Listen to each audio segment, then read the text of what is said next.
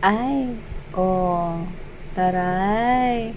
Mukhang may uupo rito sa kasaganahan, ang upuan ng kasaganahan. Yan, no? But this means that chair symbolizes your own pedestal. Kasi ikaw naman talaga ang dapat nakaupo dyan. Pero ang maganda na mapalibutan ka rito ng mga namumukadkad na iba't iba makukulay na mga bulaklak. Ibig sabihin, and because of that, lots of trees, lots of greens, lots of plants. Maybe these are the abundance. Money is the color of green and there's gold in there. So it means you could be receiving some kind of abundance in your life. So nakikita ko dito that with the fence in there, looks like mga babes, no, sobrang permanente na ito at stable na, kumbaga hindi na ito mawawalay pa sa iyo. And you're drinking your own wine and eating your own cake. So, ibig sabihin, pinaghirapan mo ito. Literal, na prosperity and abundance ang mapapa sa'yo. So, tara, sino ka dyan para makadekwatro ka ng ganyan? Claim nyo na yan, mga babes, no? Love it. Okay. And we have here the listening to wisdom. Yeah. Because this is you. You could be connecting here into your own intuition. You could be connecting here on your higher self. Listening to the messages. Alam niyo, noong unang panahon ng mga ibon ay ang mga messenger. Sila mga mensahero rito, no? So you could be receiving here a lot of downloads, messages, signs, and clues coming from the Gaia or the universe right here. So this is you tuning in, and because of that, lahat talaga ng mga nakikinig sa kanilang higher self ay hindi naliligaw. Kaya siguro nakarating kayo sa prosperity and abundance na world. So, tuloy nyo lang yan, mga babes. So, hindi ko alam kung anong ginagawa nyo rito, pero you're maintaining here your personal space and you are staying in your own bubble. So, let's see more messages from the tarot. Pero, let's lagay mo na here dito sa tabi. Okay.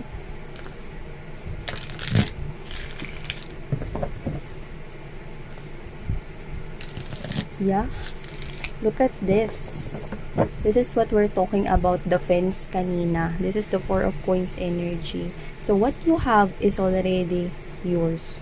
See, you are sitting in a chest full of gold coins, nagtapon-tapon na nga rito, no? At ikaw ang naghirap dyan. Tinan mo, nakalaki yung door doon. Diba? So, ibig sabihin, no, yun yung trangkahan, no? Ibig sabihin, no, this is like the fence here.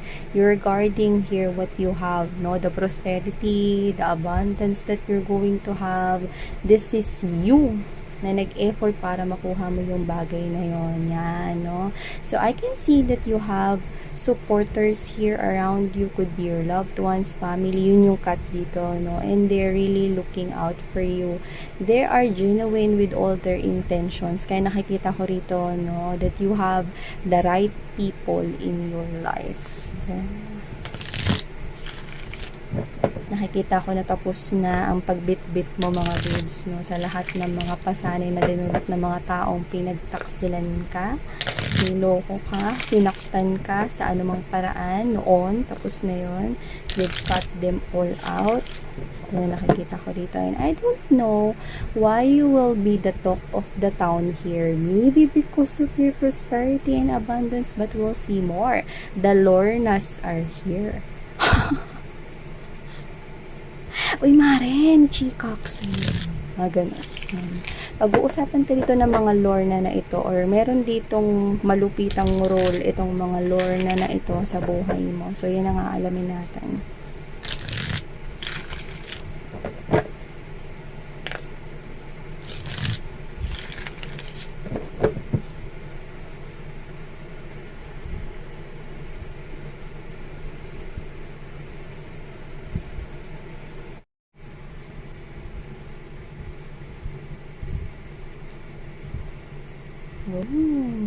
Looks like love is stirring right here in the pot for you guys. So, wow. See that? Okay, I can see two people right here. Mukhang nagiging close kayo nitong tao na to. Yan. nagiging close na kayo. Yung iba baka in relationship na kayo. Oh, wow, I love it. So, yan mga babes. Latag naman na natin lahat ng energies.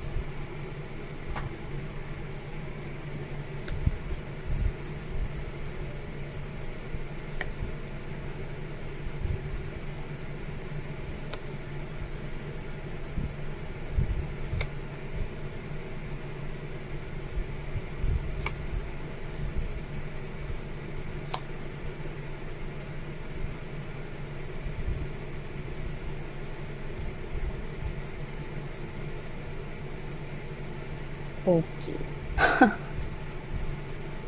Okay. So,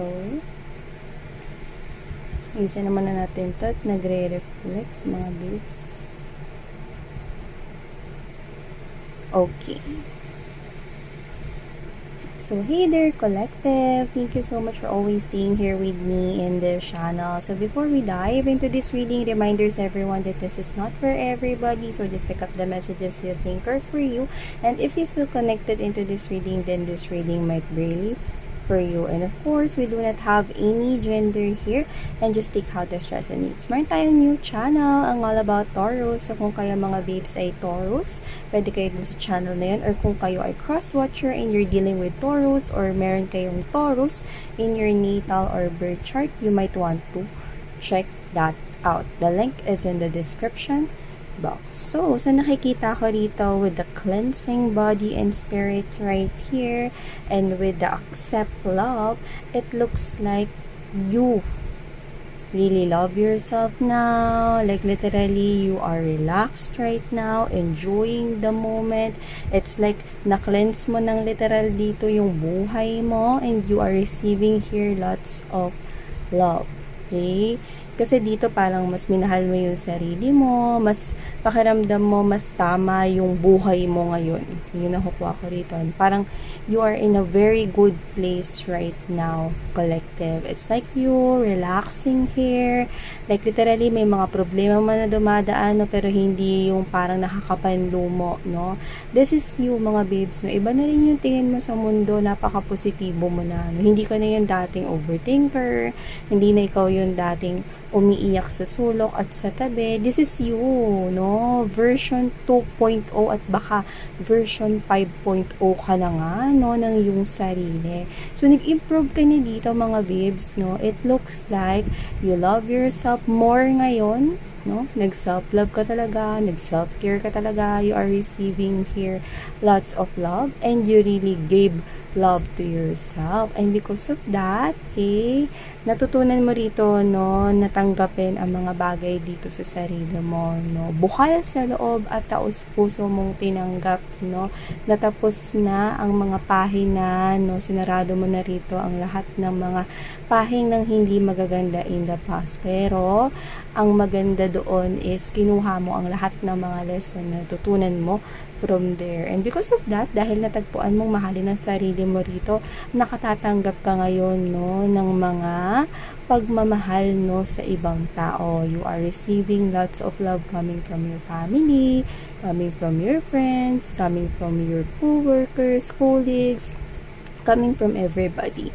So, nakikita ko dito that you also have this kind of, because your energy is so high vibrational, very high frequency, positive energy, okay? You are like attracting all of these people to show you genuine love and affection. So, mga family members, mga friends mo, no?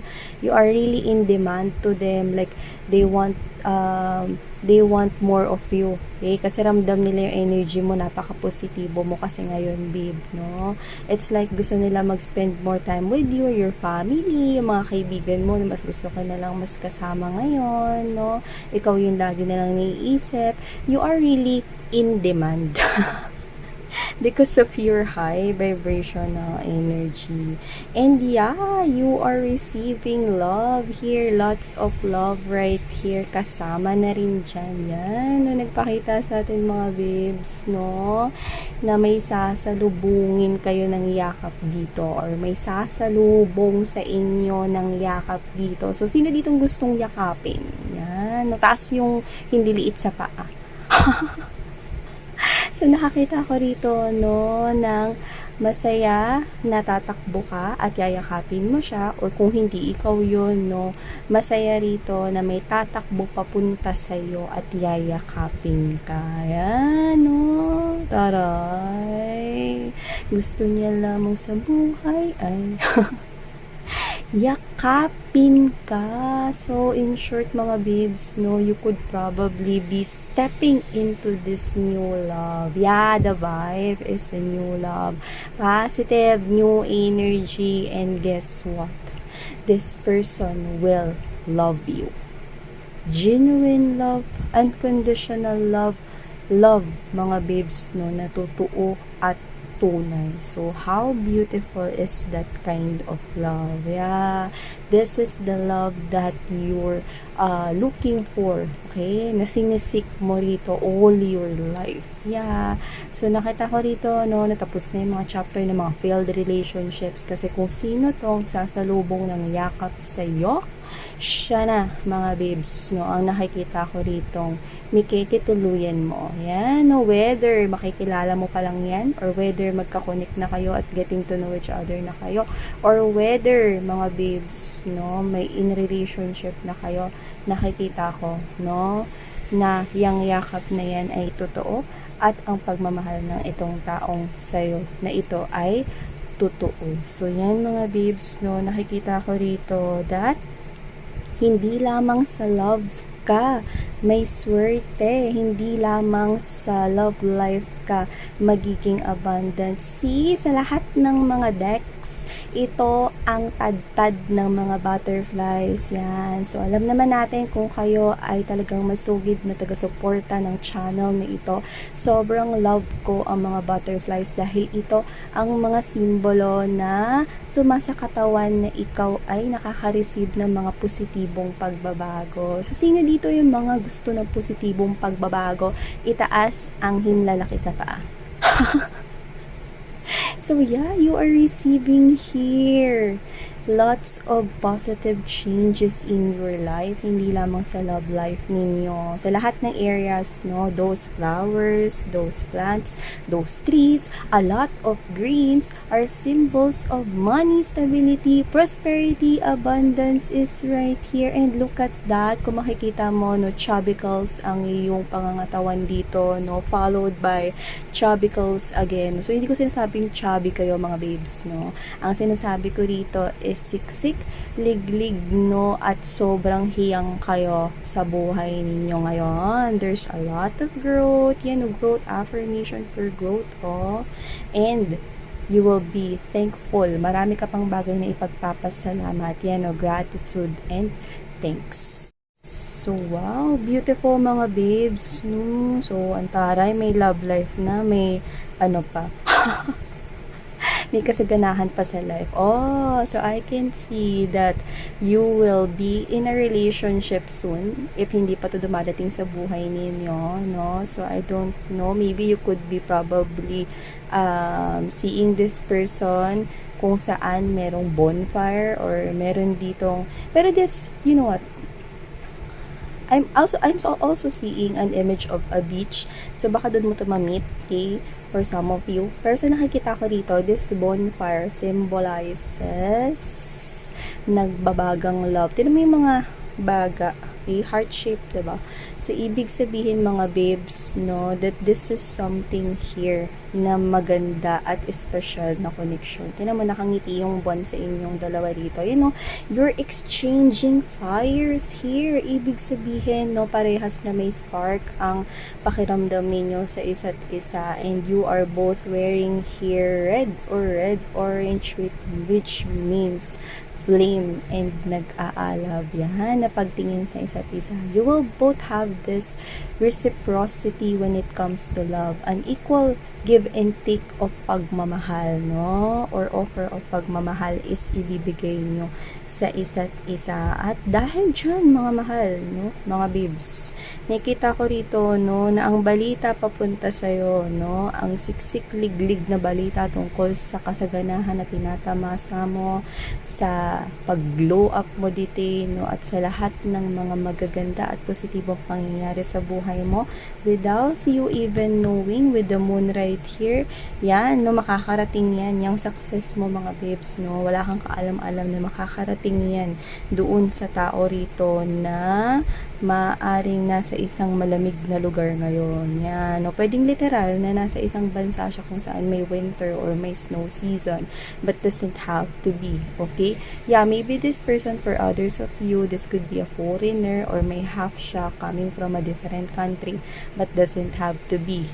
In general, ang ibig sabihin, itong tao na to ay nasa malamig na lugar kung saan maaring wala ka ng energy na natitira sa kanya. Wala na siyang access sa yung energy, mga babes, no? Dahil tuluyan mo na siya rito, iniwan at pinakawalan. Why? Kasi kasama siya dun sa mga cleanse mo in the past. Okay? So, this could be a past person right here na iniwan ka. You could have child or children with this person, but doesn't have to be. Mamamangha siya sa kanyang mababalitaan dito. Okay? At, okay, mamamangha siya sa lahat ng mga mababalitaan dito at hindi niya alam, no, na ang mga chismosa. Five of Swords energy. Ganito siya, mga babes, oh. Diba? Lahat ng mga balita rito na maririnig niya about you, yan, no, ay sobrang ikakalugmok niya dito. Tignan mo, may isa diyang umiiyak na siya, no. Sabay-sabay nating sabihin ang iiyak na yan. Louder. Iiyak na yan. Iiyak. So, nakikita ko rito, no, itong mga chismosa na pwedeng mga tao sa paligid niya, na pwedeng common friends at common kakilala ninyo, pero most likely, no, pwedeng mga kakilala mo, nakilala mo ang mga ito dahil sa kanya, no, pero dahil nagkahiwalay na kayo at naputol na ang inyong mga connection, no, maaari may mga balita pa tong mga to sa inyo. Yan, no, hindi nila malalaman na may umiiyak na dito, na umiiyak na pala siya rito sa mga naririnig niya mga balita, no. At bukod dun, no, di ba kasi you are in a very good place right now. See, no, chumachabi kayo rito kasi masagana kayo, mga babes, no? Masagana kayo sa jugkain, masagana kayo sa love life, no? Punong-puno kayo rito ng adventures, yan, no? At ang gaganda ng mga nangyayari sa buhay ninyo, no? So, in short, kaya ninyong bumili ng dinurado at ifugaw na bigas. Sinikita ko rito.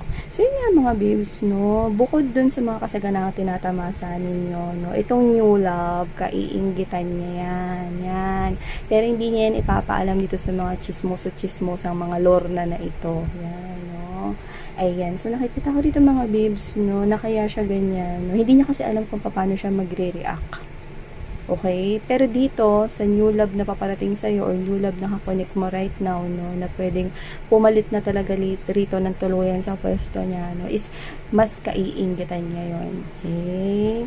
So, in short, no, dyan niya mas makikita, no, na talagang sinarado niya na yung pintuan niya para sa kanya. Death card is right here. Yan, no. So, dito, mga babes, no, sobrang ikakalungkot niya rito, no, na nagbukas na pala talaga kayo ng new chapter sa buhay ninyo, ng isang connection rito. Kilala niya kasi kayo, eh. Alam niya kasi na pag nagmahal kayo, yun lang at wala nang iba. Diba? Kasi napatunayan niya yan, eh. Kasi naging magka-connect kayo or naging magka-in relationship kayo before. Pero ngayon, sa iba ka na nakatingin, no? At yun na ikinalulugmok niya, no? At hindi pa rin tumitigil rito ang mga marites. Ayun sila. Mula dito, ayun sila. Kasi maraming positive changes na nangyayari sa mga buhay mo rito, mga babes, eh. So, in short, magpapatuloy pa dito ang kwentuhan, magpapatuloy pa rito ang mga usap-usapan about you, which are totoo naman, no? No, ay, alam mo ba, si Collective, ang grabe, nakita ko yung mga nabili niya ngayon. Grabe, alam mo, Mari, hindi nga ako nakabili ng mga pinang groceries niya ng mga ganyan. Ako, kulang ang budget ko, pero siya mukhang gusto niya nang bilhin yung buong grocery, ano. At baka gusto niya na rin mga magpatayo rito ng mga mall, mga ganyan, ano. Kasi itong mga to, exage kasi mga dagdag rin kasi to, pero yung Pero dito kasi ang maganda, nabibida kayo. Yan, no? In short, parang nakakakuha ko dito ng very specific, no? Na kung meron man, okay, sakaling third party rito, nakukumpara nitong mga Lorna na ito, no? Na, uy, ano mo ba? Past person ni Collective, may chika ako sa'yo. Meron siyang new love ngayon. Yan, no? Tsaka, maliban sa new love, si Collective, ay meron din siya ngayong mga bagong bahay, may bagong kotse siya. Mga ganun siyang naririnig rito. Tsaka, ano nga ba ulit yung posisyon ng girlfriend mo ngayon or ng boyfriend mo ngayon? Ay, naku, yung posisyon ni Collective, naku, siya na ngayon ang CEO or ang COO.